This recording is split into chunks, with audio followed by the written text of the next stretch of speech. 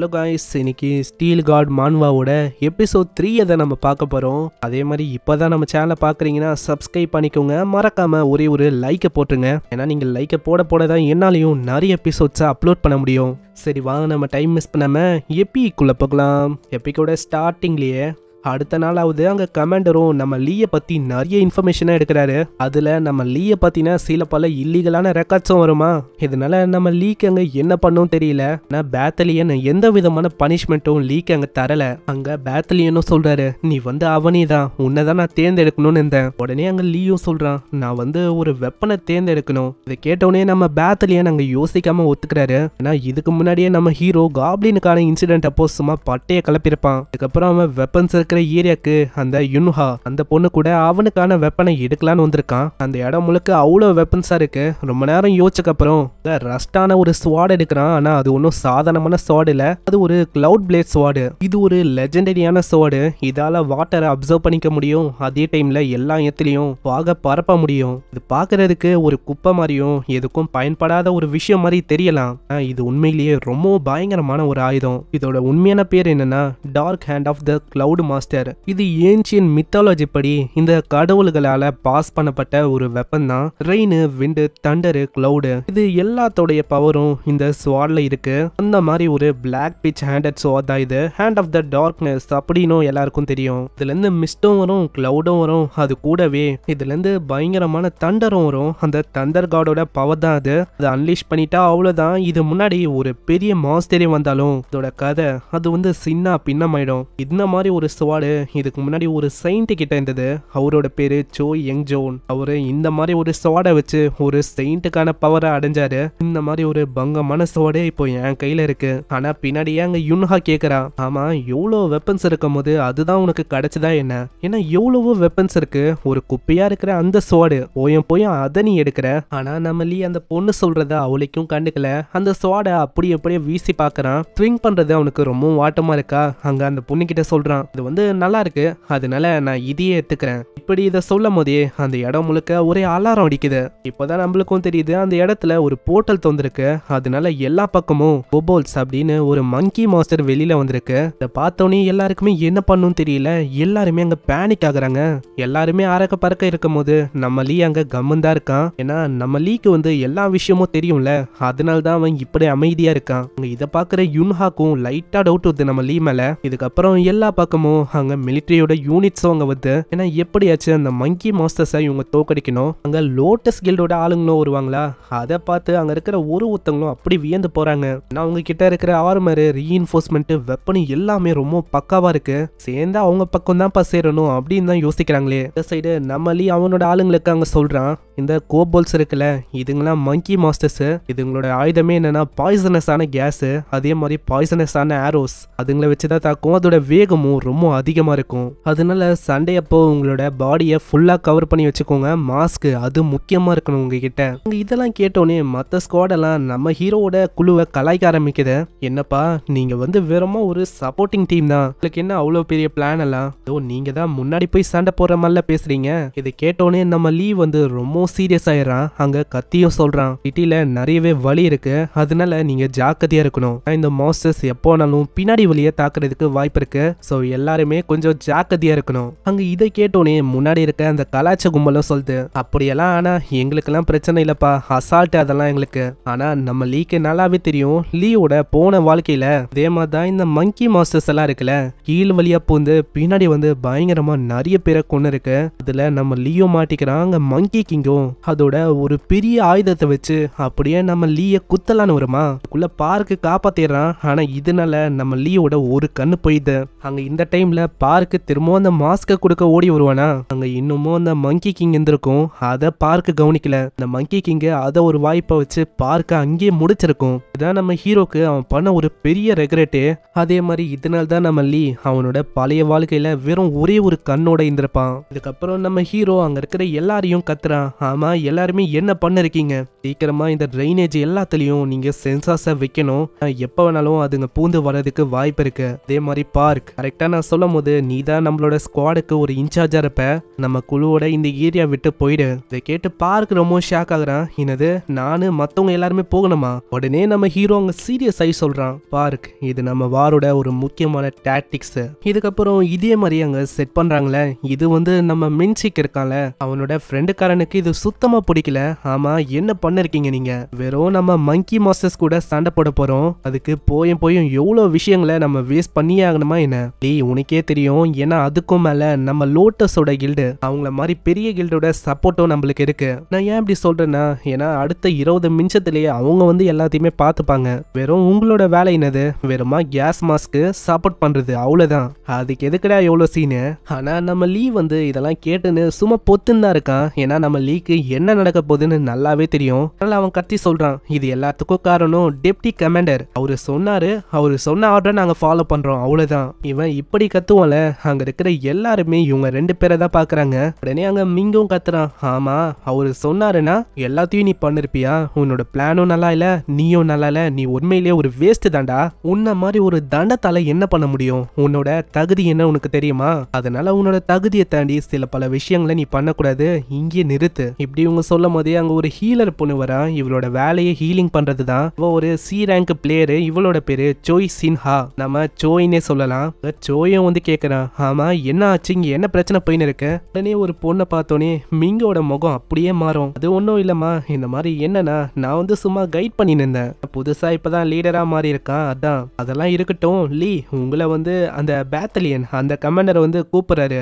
என்னது நானா? அதுவும் இப்பயா? இந்த டைம்ல தான் அந்த மங்கி மாஸ்டர்ஸ் எப்ப வேணா வரலாம். இப்போ போயும் அவர் வர சொல்றாரு. இப்போ நம்ம ஹீரோ அங்க போறனால மீதி இன்னமும் சென்சஸ் அங்க வைக்கணுமா? அதனால அவன் சோய் கிட்ட சொல்றான். அந்த சோய் அந்த பொண்ணு வந்து மீதி விஷயங்களை பாத்துக்கிறாளாம். இதுக்கப்புறம் நம்ம லீ பேத்தலியனை மீட் பண்றான். அங்க பேத்தலியனும் சொல்றாரு, லீ இந்த மாதிரி நான் உன்னை எதுக்கு வர சொன்னேன்னு தெரியுமா? ஏன்னா உனக்கு ஒரு ஸ்பெஷலான மிஷனை நான் கொடுக்க போறேன். என்னன்னா நீ தான் நம்ம குழுவோட ஃபர்ஸ்ட் பாடியை லீட் பண்ண போற.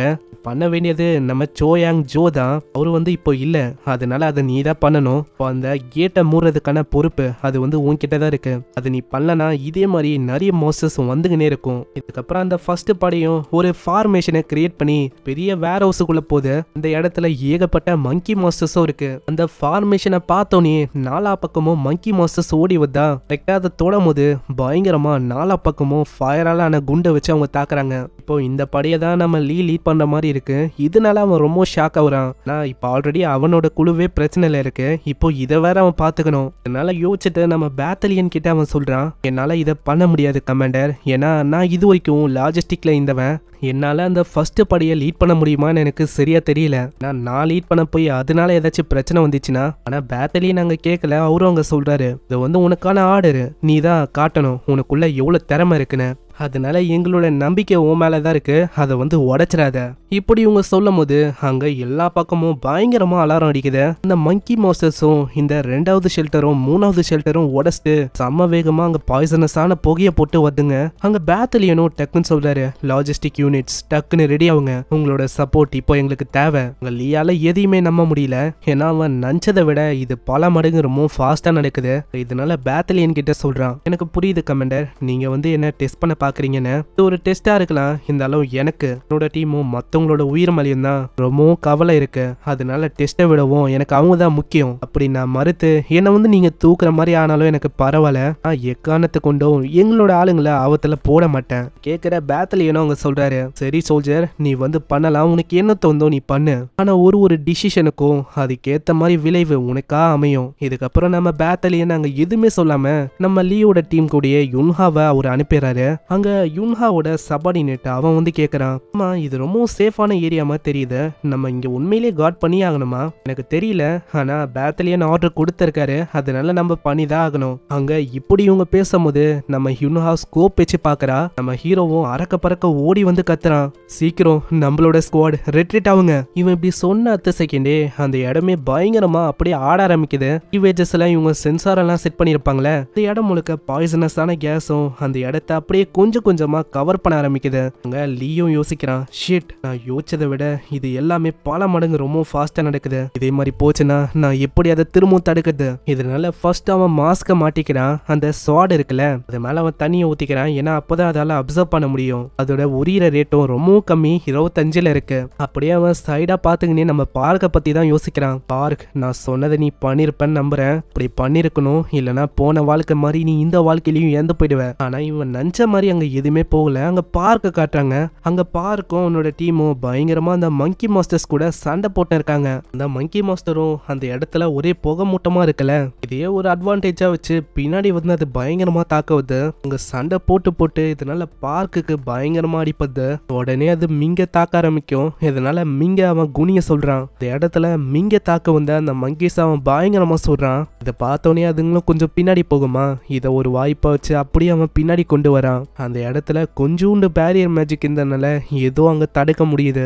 உள்ள சோயோ என்னன்னு தெரியல, இதெல்லாம் பார்த்து ரொம்ப பயந்து போயிடறா. அங்க நம்ம பார்க்குக்கு நல்லாவே தெரியுது, என்னதான் இவ ஒரு சி ரேங்க் ஹீலரா இருந்தாலும் இதுதான் அவளுடைய ஃபர்ஸ்ட் மிஷின். அதனால்தான் இப்படி இவன் நடுங்குறாளே. ஆனா இந்த மாதிரி நேரத்துல நான் என்ன பண்றது, எனக்கு ஒண்ணுமே புரியல. அதுக்குள்ள அங்க இன்னொரு சோல்ஜரும் கத்தி சொல்றான், அட பார்க் ஜின்மாவ், நம்மளோட ஆமோலாம் கொஞ்சம் கொஞ்சமா காலி ஆகுது. இதனாலேயே அதுங்க அட்வான்டேஜும் எடுக்க ஆரம்பிக்குதுங்க. எவ்வளோக்கு எவ்வளோ நம்மளோட புல்லட் கம்மி ஆகுதோ அவ்வளோக்கு எவ்வளோ அந்த மங்கி மாஸ்டர்ஸ் அதுவும் கொஞ்சம் கொஞ்சமா நம்மள அப்படியே சுத்த போகுது. அங்க பார்க்குக்கு ஒண்ணுமே புரியல இந்த மாதிரி நேரத்துல என்ன பண்ணுன்னு. உடனே நம்ம ஹீரோவை பத்தி அவன் யோசிக்கிறான். நம்ம ஹீரோ இங்க இருந்தா என்ன பண்ணிருப்பான்? உடனே அவனோட மைண்ட்ல ஒரு விஷயம் ஞாபகம் வருமா, அந்த இடத்துல அவன் கத்தி சொல்றான், சீக்கிரம் இந்த மாதிரி எல்லாருமே ஃபர்ஸ்ட் இந்த இடத்த விட்டு போகணும். இது நம்ம கமாண்டரோட ஆர்டரு. அதனால எல்லாருமே கேப்டன் சொன்ன மாதிரியே பண்ணுங்க. ஏன்னா இததான் ஒரு சொன்னாரே. இதை கேட்கிற மத்தவங்க யாருக்குமே அங்க எதுவுமே புரியல.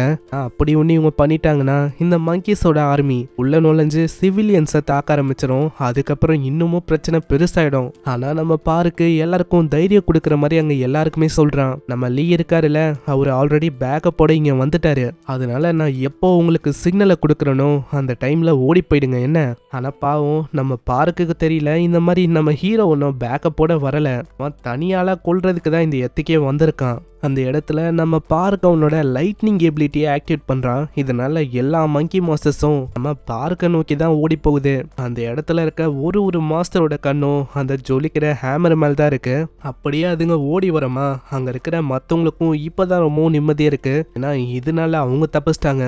மாஸ்டர்ஸும் ரொம்ப கிட்ட வந்துடும். ஒரு கட்டத்துல அது அப்படியே கொல்லலான்னு வரும். ஆனா அதுக்குள்ள ஒரு பயங்கரமான ஸ்வாடு அது எல்லாத்தையுமே வெட்டி போகுது. அது வேற யாரும் இல்ல, நம்ம ஹீரோ தான். நம்ம ஹீரோ கிட்ட அந்த கிளவுட் ஸ்வாட் இருக்கு. அதுவும் அங்க ஃபுல் சார்ஜோட இருக்குமா.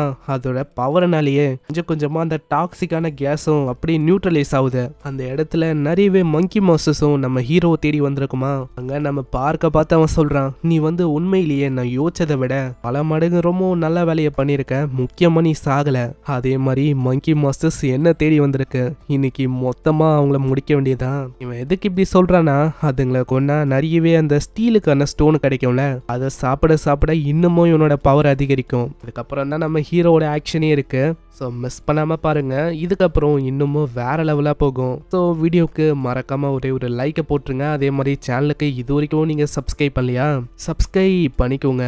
நான் உங்களை நெக்ஸ்ட் எபிசோடில் சந்திக்கிறேன். தேங்க்யூ ஃபார் வாட்சிங். சைனரா.